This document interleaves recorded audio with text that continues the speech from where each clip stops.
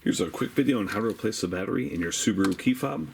You're going to need one of the 2032 batteries. You can get these off Amazon. I've put a link below in the description that will take us straight there. I'm also going to be using a flat tip screwdriver. This isn't mandatory, but it's definitely helpful. So on the back here, you want to press this little silver button and slide your key out. Now you can use your key right here and open this, but it's a lot easier to stick your screwdriver right here in that slot and just rock the back up just like that. Now you have access to your battery, and you got to be careful about this piece as well. It can come flying out. So either take your screwdriver or your key and pry out the dead battery just like that. Now place your new battery positive side facing upward like that.